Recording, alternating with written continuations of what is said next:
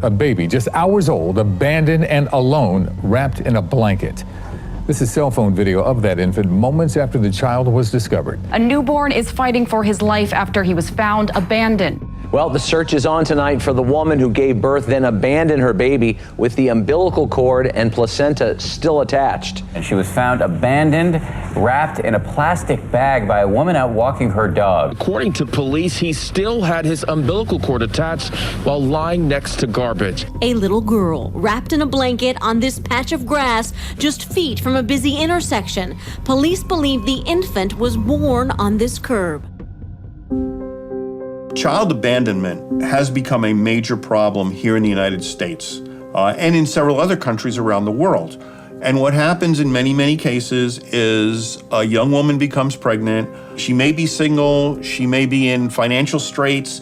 There's a number of reasons why a mother might not be comfortable or might not know what to do with a newborn baby. It's a tremendous responsibility, it's a tremendous obligation, and many, many people are not prepared for it. And these things happen.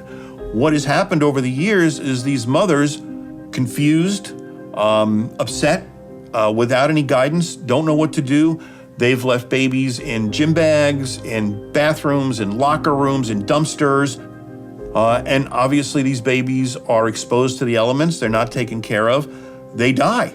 And tragically, we lose young infants, innocent infants who, by no fault of their own, are just left to chance. There was a period of time where women in distress were having babies in hotel rooms or, wherever they could and stick them in a backpack and throw them in a lake or a park.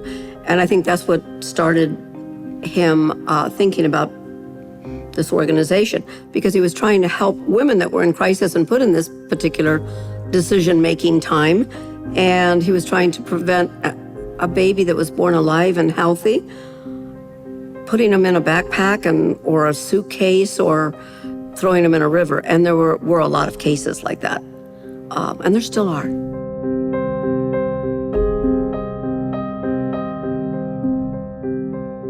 The stories that you hear are mothers that are, homeless.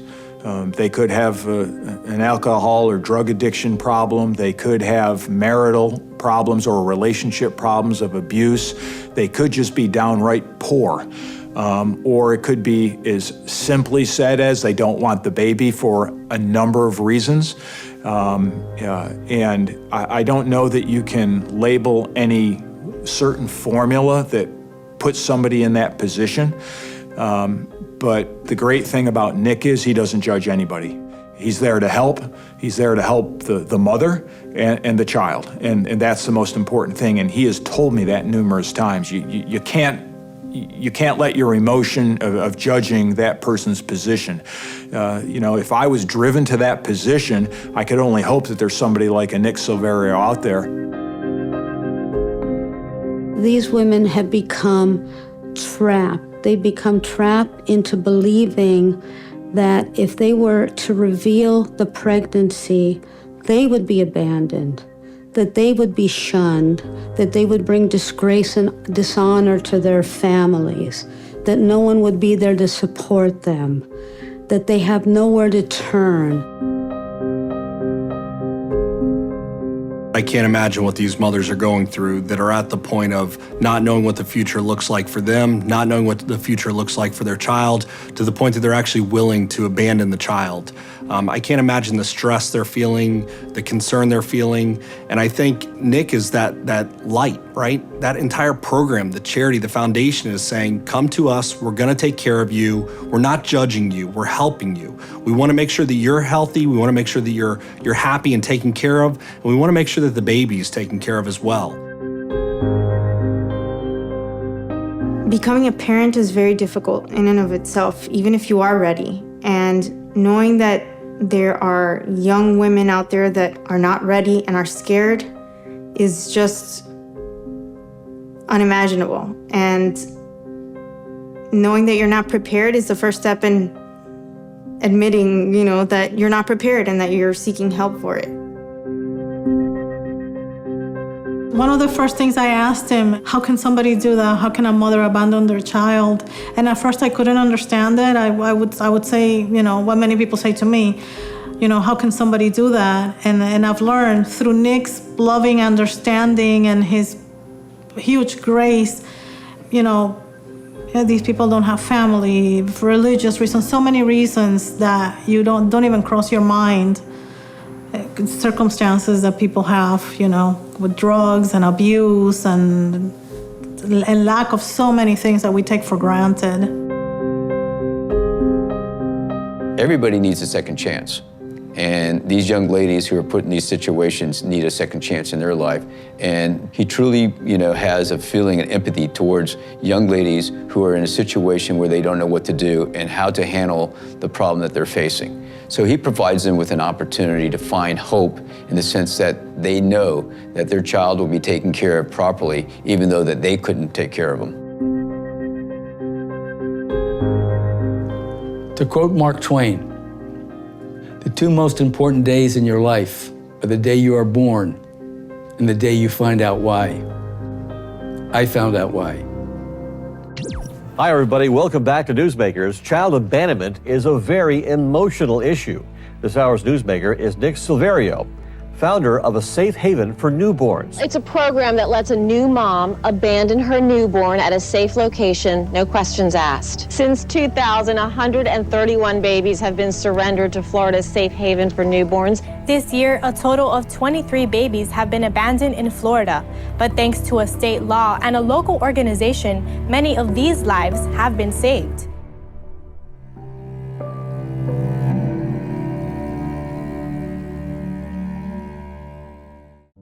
I was born in Madison, Wisconsin, and at the age of 6 months old, moved to New York, and at the age of 8, we moved down to Miami, Florida. I was the oldest of 5 siblings, and we had a great family, and the anchor to our family were our parents.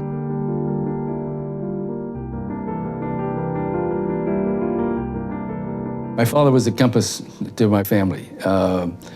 Always told us to do the right thing for the right reason, and he did that by example.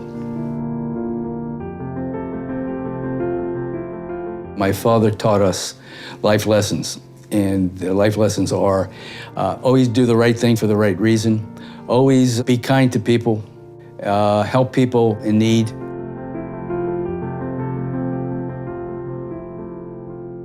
My mom was a person that loved people, that always wanted to help people. She's made sure that you never really said bad things about people. You looked at them and you helped if you could, and you didn't need to get any recognition for it. And there's many times when she helped people and when it affected her, whether it was financial or her time. So we learned a lot from her. As I was growing up, I wanted to be an FBI agent, but they had height requirements at that point in time. I contacted them to see what the requirements were, and had to be 5'9". Now you can be 5'2" and 800 pounds. The main thing in my life that helped me to succeed and to build my foundation for life was to play sports. I was a left halfback of football, played in the Orange Bowl. It built character and it gave you a lot of confidence. I could still smell the grass. In high school, we're typical teenagers. We like to hang out and just have a good time. And he was always very driven, though, especially in sports and football.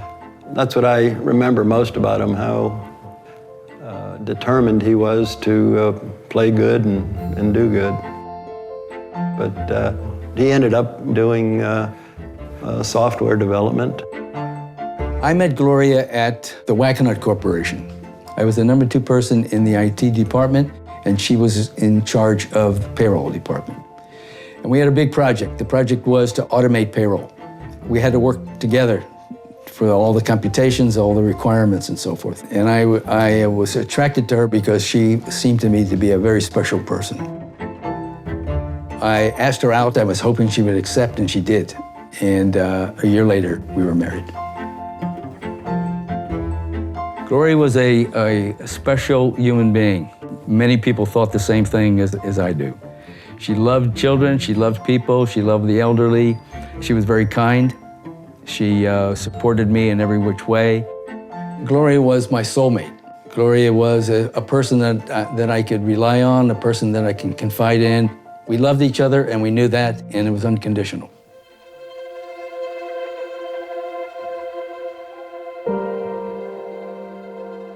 Gloria and I had aspirations to start a family, and we were not able to do that.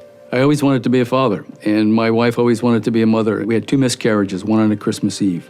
She had said to me that her only disappointment in life was not being able to bear children, and that was not a disappointment to me, that was just a fact. And so we were godparents to 14 godchildren, and we nurtured all the nieces and nephews in our family. And that's how we fulfilled that void. Basically, him and his wife had been trying to have children for many, many, many years and were not able to do it after going through all kind of medical testing and everything.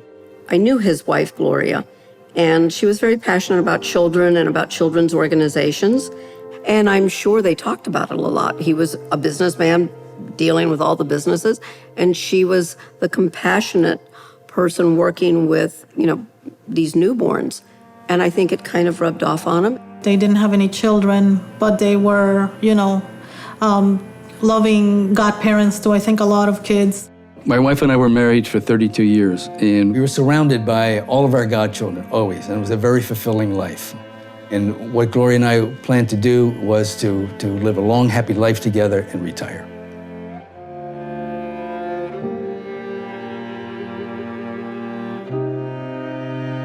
It was around Christmas time, and Gloria loved Christmas. She loved the presents, she loved the cooking, she loved the family getting together. She just loved the spirit of it.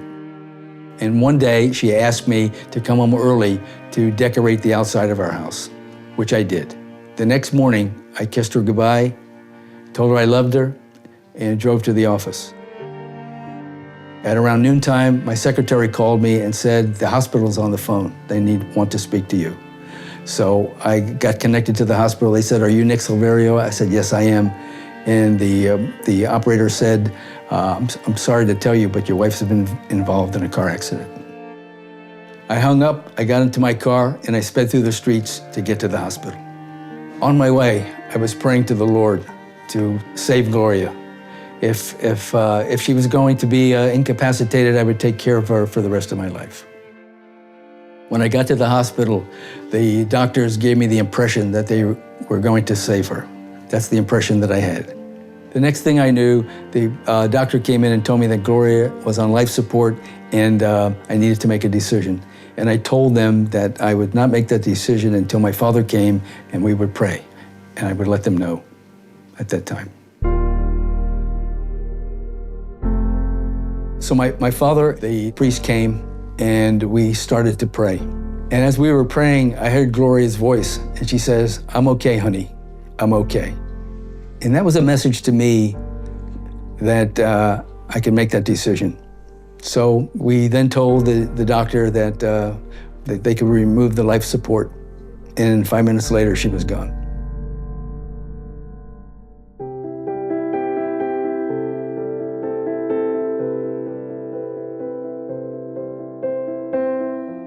Other than the 2 miscarriages that we had, our life was blessed. We had good health, we had our faith, we had each other, and that was the most important things to us. After Gloria's passing, I felt lost. Didn't know where to go, didn't know what to do. There was always just the 2 of us, and now I was all alone. I think after Nick's wife passed away, he needed something that he could throw his heart and soul into. And I'm sure this was very cathartic for him. She inspired him to do the work that he's doing today. It has given him a drive for life and for saving lives. I think when she passed away, he wanted to create something in her honor. He took that grief and that dream that his wife had and that love for kids and the love that he had for children. And I know that he felt inspired by the grace of God. I feel that that's a mission that I guess God put on his hands and in his mind. It shows his resolve and his sincerity. So I feel blessed and lucky to have met him and to have learned that huge life lesson from him. Here a man denied the ability to have his own children, losing his beloved wife, somehow was able to become resilient after mourning these losses and find a way to channel that emotion into saving the lives of others, which is really incredible.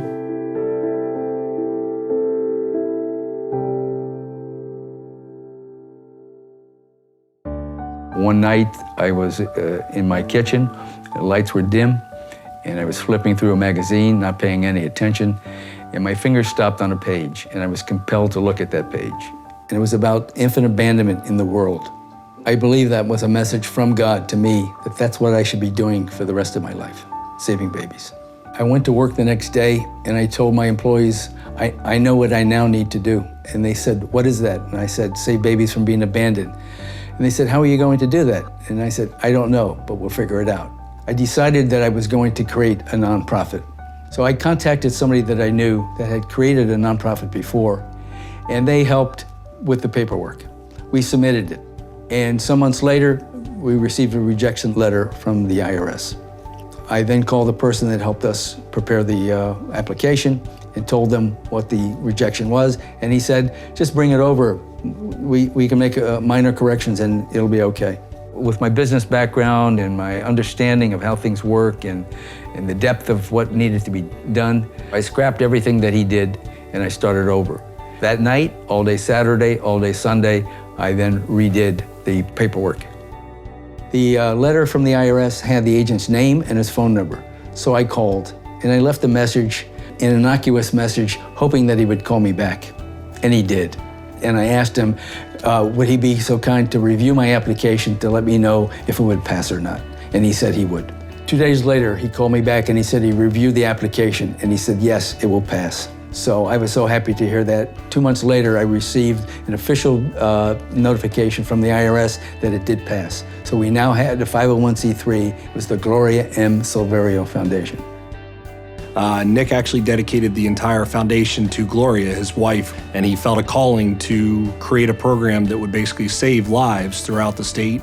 It's a story of how tragedy can be turned into something so positive that actually is life-saving for so many people. It's a tragic story and in the way that a safe haven came to be, but it demonstrates to everybody the compassion, the drive that he has for his wife's name to live on. Let me tell you, that drive that is behind him, he is so committed to this effort. Everything that he does is for her. Everything, he wakes up in the morning and everything he does is Safe Haven for Newborns for the Gloria Silverio Foundation. It is her. I know Nick and I know his story. And I know that Nick does this, that his mission is something that was born out of his heart. So for Nick, Safe Haven saved him.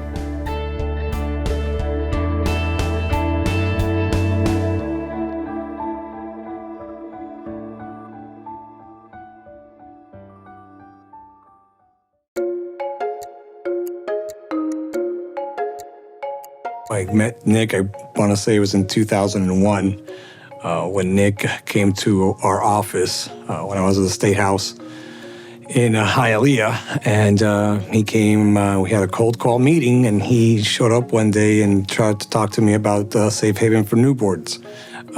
There was a law that was passed in 2000, I believe it was in 2000, but the law was never funded. And Nick came across this law, and he, with his passion, came to our office saying that we had to do more and that he was willing to do more. He just needed a little bit of help and direction from the state. There is a law on the books that is called the Safe Haven Law, and most states have it. And that law initially allowed for a mother to drop a baby off that was 3 days old or less without any questions. Through working with Nick Silverio and Safe Haven, we were able to push that to 7 days or a full week. And it's that law that drives the Safe Haven organization. What happens in the legislature, what happens in government a lot of times, you have laws that are passed, good, bad, or indifferent, however you want to see it. In this case, there was a great law that was established, the rules and parameters as to how mothers can surrender a child without having any legal action taken against them. So yes, the law was in the books, but there was no marketing dollars that were put behind to educate individuals about this law. So Nick took this challenge on. He started this program as an advocacy, so people can know that this law exists. And then from there, a Safe Haven for Newborns came about, and now it's not only just about educating and informing individuals about the law, but it's about helping mothers who are in desperate situations. When I met Nick and I realized his mission, it was so important, and he was so committed. You know, if you think about it, he was by himself most of the early years without an infrastructure, but his perseverance and to do what's right and to knock on doors, he was on a mission. And that type of behavior in human beings are very rare in life. Nick is the type of person that he gets an idea, finds out how to do it, and then is dedicated to getting it done. There's no stopping him at that point. So once he gets the idea and finds out that it really needs to be done, he's going to do it. It's a grassroots effort. He clawed his way to where he is today with no one else working except himself. It was just his idea, his passion. He knew it was going to work. Newborn abandonment. Unfortunately, it's a thought that comes across the mind of a young mother in crisis. In recent years, several Florida mothers have turned that thought into action. So Nick Silverio made it his life's mission to provide an alternative.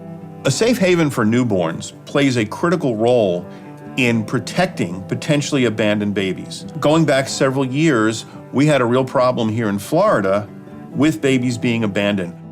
That inspired Nick to create this program that allowed mothers who wanted to give up their babies without threatening them, without endangering them, to bring them to fire stations where the baby could be left in protective hands, no questions asked, anonymously, and the baby would then be secured and protected. So initially, we worked through the Florida Fire Chiefs and the State Fire Marshal's office to allow for babies to be brought to any fire station, any staffed fire station, and turned over to someone within the fire station. And then there's a process that we follow once the baby is in our possession. Nick had law implemented, so that law now guides us on what we have to do. You know, years ago, if somebody didn't want a newborn, unfortunately, where did we find them? In a dumpster, in an alleyway, in a lake.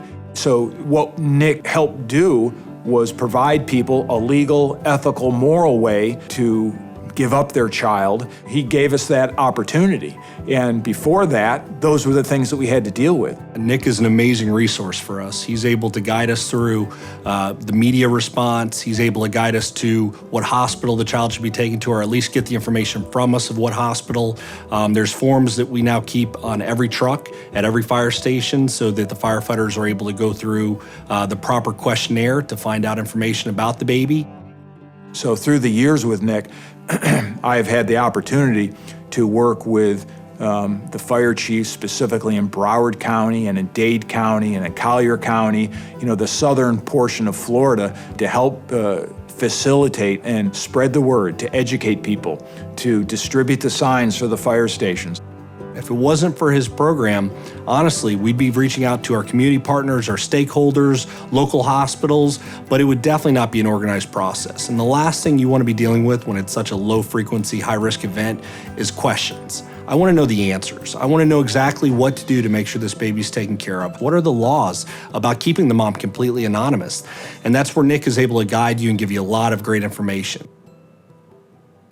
The way I met Nick Silverio was through a friend, and him and Nick and 3 or 4 other of their classmates all played football on the same team down here in Miami. And he said to me, "Bill, you got to meet Nick Silverio.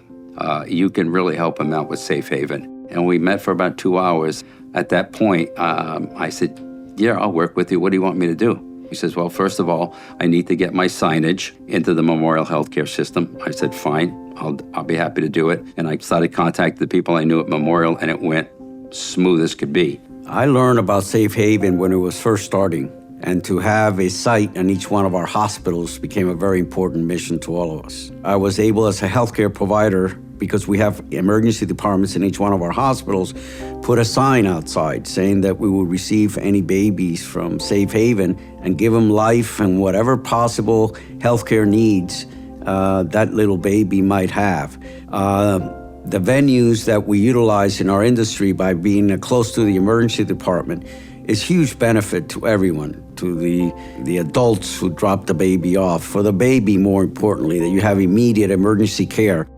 By the reputation of the foundation, we have been able to expand those sites so that the community have more access. So as a healthcare provider, it becomes even that much more of a partnership with his mission. And he's always looking for ways to find contributions and access different hospitals. That's a very strong characteristic of someone who means well and is a good human being. He's also a people finder, I think. He finds out the people that can help him out, who really sincerely want to help him out, because there is no monetary rewards here, but it's a reward for life with him. And that's what he's doing. He's kind of rewarding the tragedy that he went through by helping out these other people that would have no other places to go. When you see how much he cares about people and the cause, that's what draws you in. And it's very evident if you attend any of their events to see that relationship he has with everybody. He's got a keen ability to connect with people. You get to know him and you want that. As an adopted child who was left at the steps of an orphanage at day one, I personally appreciate the fact that there are human beings out there in institutions that really care about children who are left behind in a situation where nobody wants them. We were doing a fundraiser, and I had a doctor call me, and he said, Gloria, I read about this fundraiser you're doing. Can I go to it? And I said, sure. And I said, how did you find out about it? And he told me, I read it in your column, and I'm a neonatologist, and it's right up my alley, and I want to get involved. I'm new in town. So turns out 2 years later, I find out he's on the board. So not only did he go to the event, he actually stepped up and did what he said he wanted to do. He wanted to volunteer, and he really got involved. Nick's enthusiasm is contagious, and once people meet him, they want to get involved to do some good in the world without having anything in return for it. For the volunteers, we look to him to even inspire us and give us that clarity that only he has. I've always been inspired by Nick's vision of what he wants to do and what he wanted to do and the goals that he had in mind. I became involved because I felt this was so critical. And Nick's phrase has always been, if we save just one life, it's worth it. The passion, you can feel it. You know he's not doing it for any other reason except it's something that has to be done, and it has to be done for the good of everybody. And it's like an osmotic type of thing. It just kind of goes from Nick to you, and when you walk out of the room, you say, okay, all right, where do I start? He has more passion now than he had 19 years ago when I first met him. And that passion has not dried up. And it just intensifies every year more and more, so he can do more and more for the families and the mothers of the state of Florida. When he took this on, he was just committed to putting all his energy into it, which he does. I think it's a 24/7 job. I know his phone number is out there if anybody needs help and they can't reach anybody else. He's certainly available. It's as big a commitment as anybody could make. Yeah, I don't know if anybody knows or has everybody ever seen, but Nick carries 2 cell phones around. One cell phone has when it goes off, it's Rocky, the theme for Rocky, and the other one goes off as the theme for The Godfather. And one means that there's actually a call of a baby, and the other one is just his calls. So it's interesting to be sitting at a table and either Rocky or the theme for The Godfather will go off. One of the neat things with Nick is, he'll call me, and of course on my cell phone it says Nick, and as soon as I pick up the phone, hey, this is Nick. Hey, this is Nick. I got to talk to you. So it's just cute the way he always introduces himself. He's always full of energy. He's always full of drive, and he is committed, very committed to the program. He's very committed to the foundation, and he takes it seriously, and he really means business. And that's what inspires me to work with him all the time. It's contagious in a positive manner. It's exhausting. You better be ready. With Nick, it's all out all the time.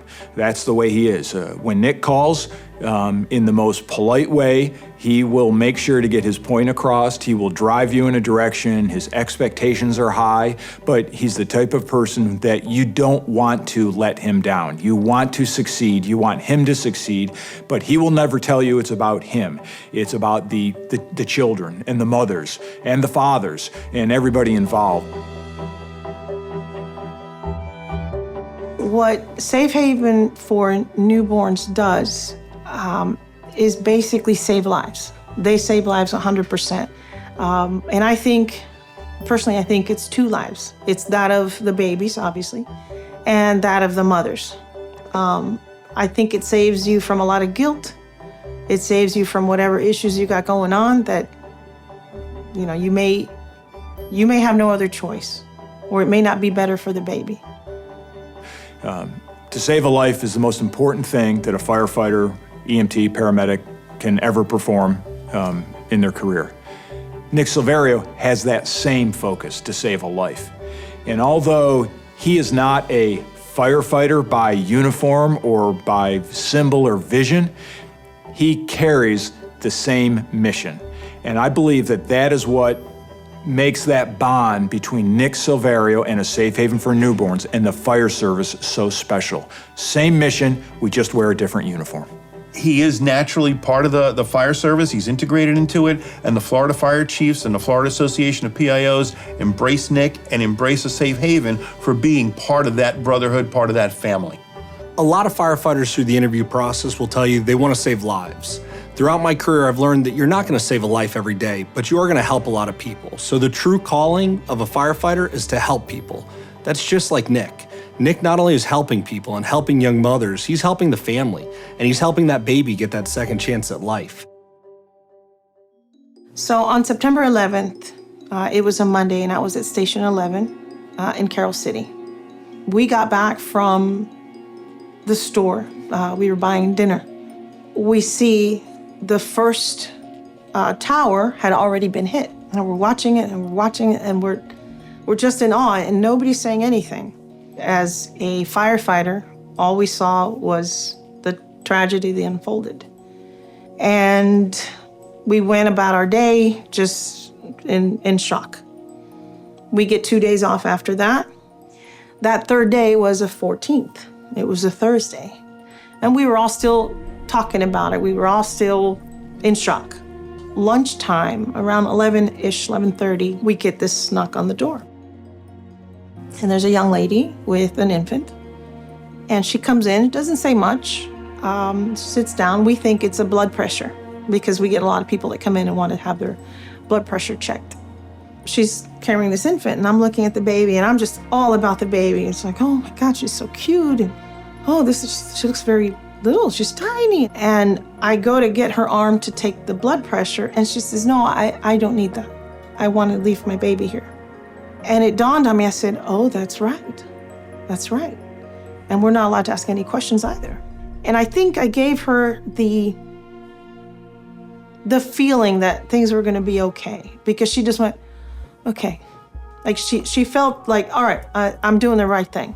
The gentleman that was outside waiting for her with the other child in the car, I'd say about a 2 or 3-year-old child, the car was still running. It wasn't like he was giving her a lot of time. Felicia and I just kind of watched her leave. Once we knew, like, as they say, the coast is clear, we just started checking the baby out, assessing the baby, making sure it wasn't injured, just make sure that the baby was fine. And I grabbed hold of the baby, and I wouldn't let go. So we really didn't know what the procedure was. So we called up the captain, the chief, And they said, well, we need a rescue to transport. Our rescue, our station rescue, was out on a call, a long, drawn-out call. So I sat with the baby for probably an hour and a half. And we just rocked her, and me and Felicia named her Carol Gloria. Carol for Carol City, and Gloria because by the glory of God, she wound up in the right place where we were. I knew I did a good thing. We all felt very good. And for a minute in time, we forgot about 9/11. And I think it brought us a little bit of peace of saying, there's still good in the earth. Yes, there's tragedy, but there's always something good that comes out of it. And if not for Nick Silverio's drive, none of this would exist. And there wouldn't be the options that are available. I'm Gloria, and this is my mother.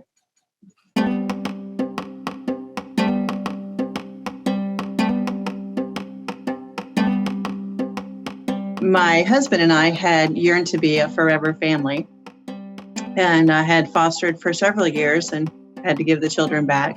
So when Gloria was placed in our arms and we learned that she would be our forever child through Safe Haven for Newborns, it just completed the entire circle. I know that my birth mother loved me, but if you can't take care of someone, if you know that you are not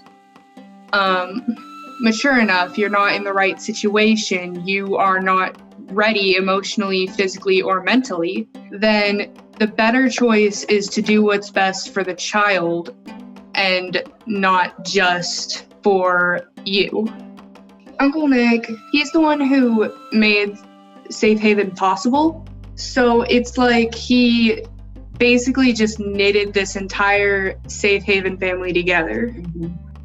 I honestly don't know where I would be without Safe Haven, because since I was born, they have been a part of my life, and they have been so big and so important to me. I have my mom here, and I have my dad, and I'm content. I'm happy.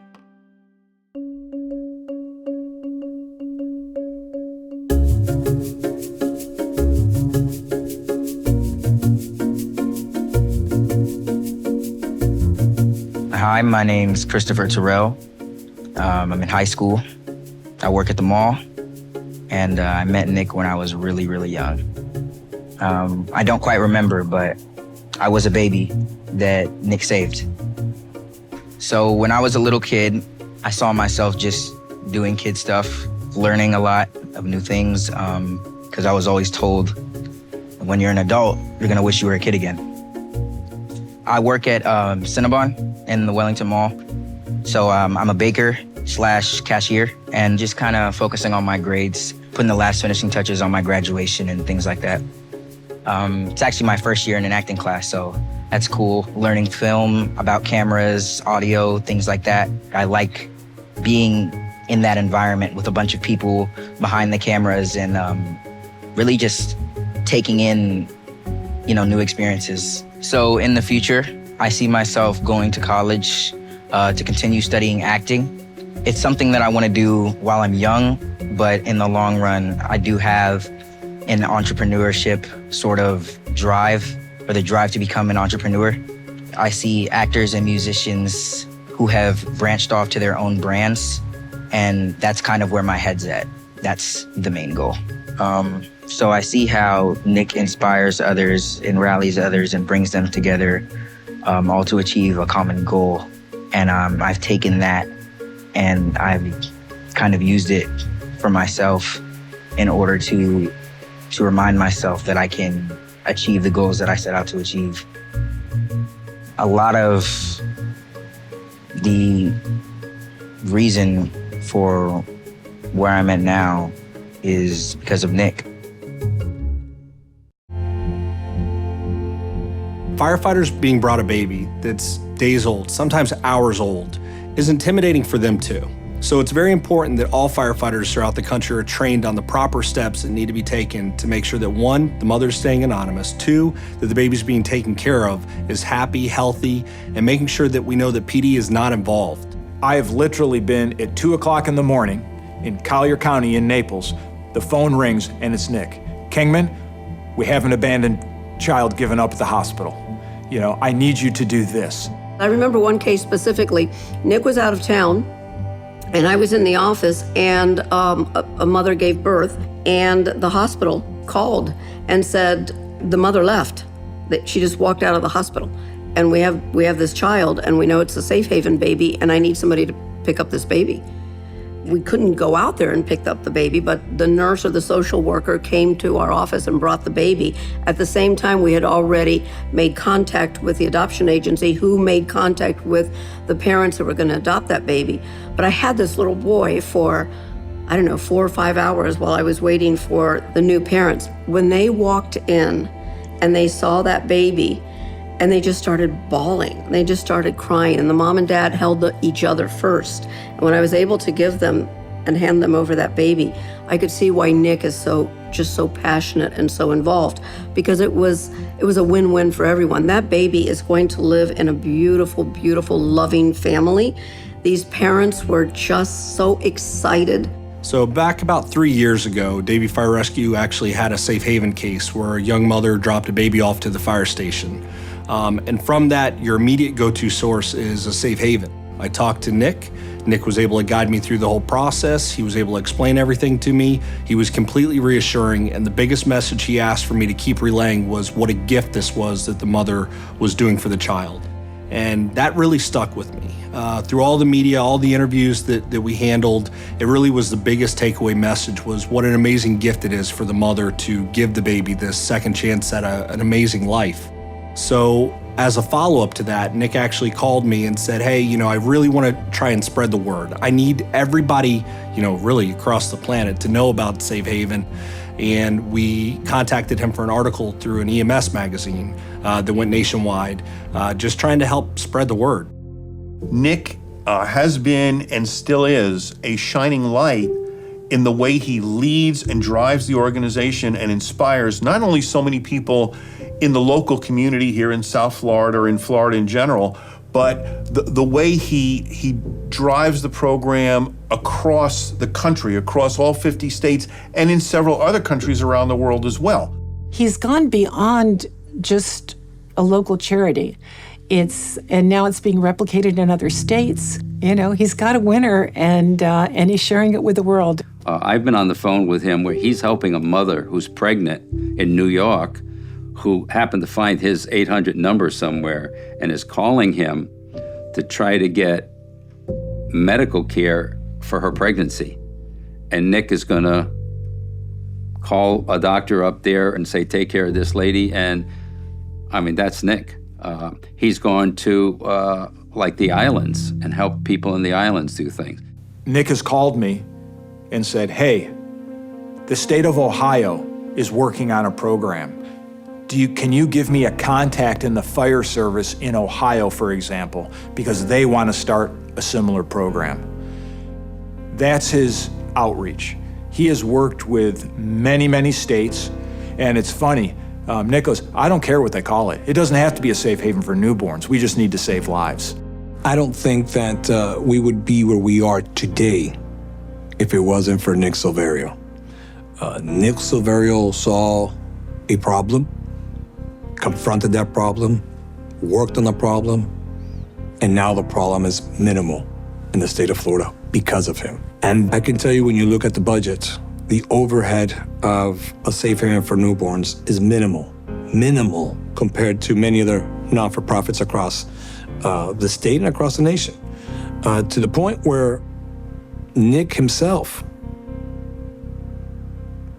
doesn't take a salary.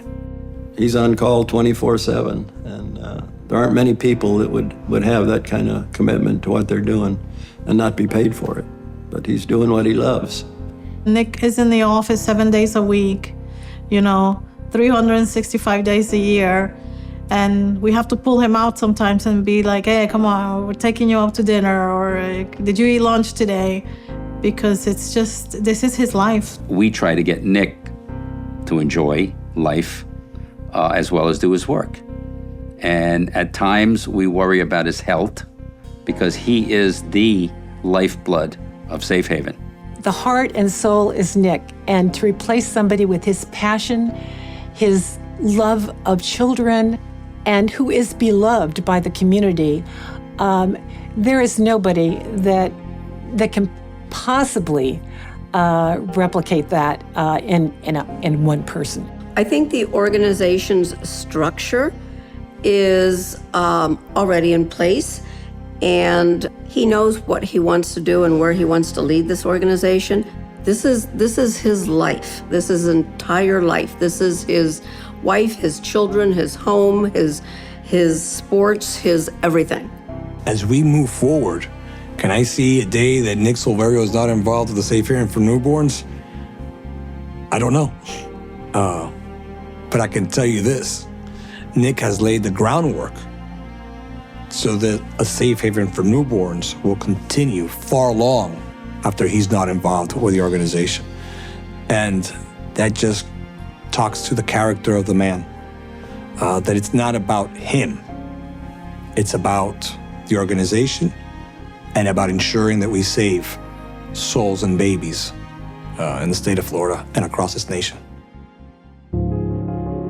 Nick is loved by all, and he has touched so many lives. He really is a unique person that you want to be a friend with. Every child calls him Uncle Nick. He's their go-to person for, I think, life. They see him as that symbol of that second chance that they were all given. He can tell you about every child that he's saved. He can tell you their full story, where they're at today. It's really powerful to see him interact with them and to hear them call him Uncle Nick and come up and give him the big hug and really, feel connected to him. He really got his name from one of the first babies that he rescued. And she ended up calling him Uncle Nick because he was really more family than anybody she had at the time. And to this day, all these years later, she's a young woman. She's successful. She's done well. She still refers to him as Uncle Nick. There's 2 kids that Nick helped early on, are teenagers now, and they're amazing individuals, very gifted people that I'm sure are going to make a difference in the world when they're adults, and they're making a difference in the world now. And they know their story. They love their birth mothers, and they're so grateful and so appreciative of the parents who adopted them. I think Nick is the kind of individual who lives through his good deeds.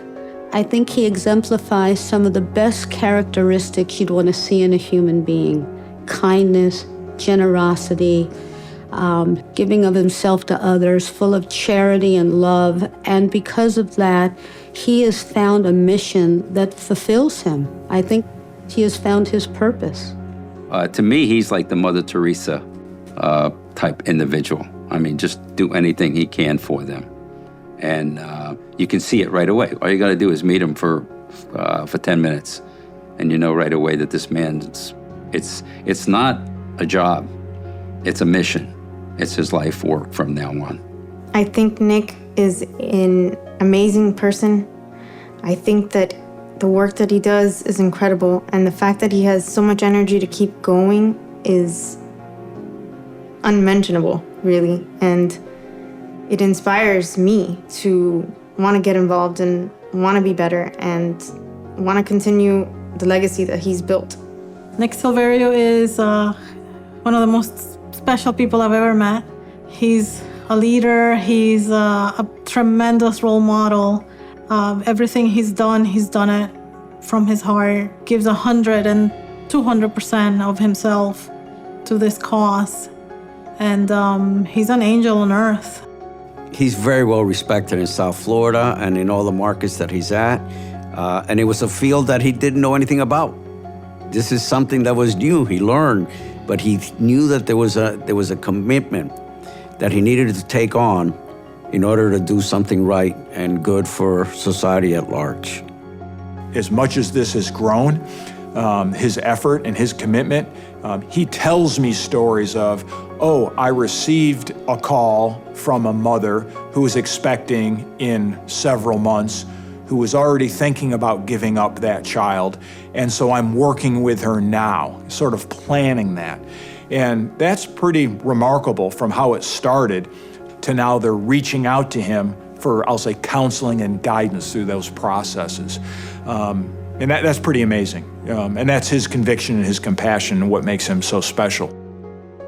Nick can empathize with each and every woman because he knows what it is to have suffered a loss, a tragedy, a hardship. And when you're kind and caring and giving, you can put yourself in someone else's shoes and imagine what they must be going through.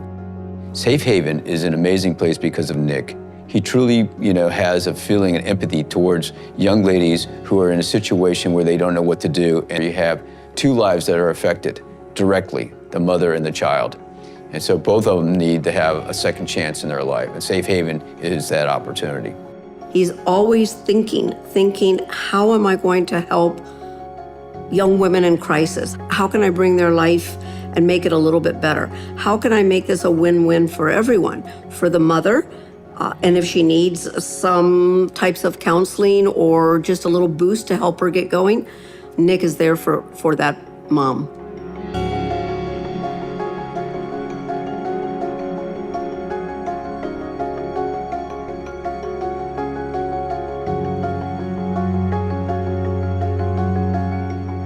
I absolutely believe in Nick Silverio and a Safe Haven for Newborns. Their work speaks for themselves. It's not a lot of talk, it's actions. And those actions have saved nearly 400 souls across the state. That in itself is enough. Nothing more to say. We have reached over 5,000 women in their time of need. We have saved, at this point in time, over 300 babies from abandonment, all now living with their forever families in loving homes. We're fighting this every day. We're saving babies and helping moms, and we're going to continue this until we eliminate the ultimate in infant abuse, abandonment.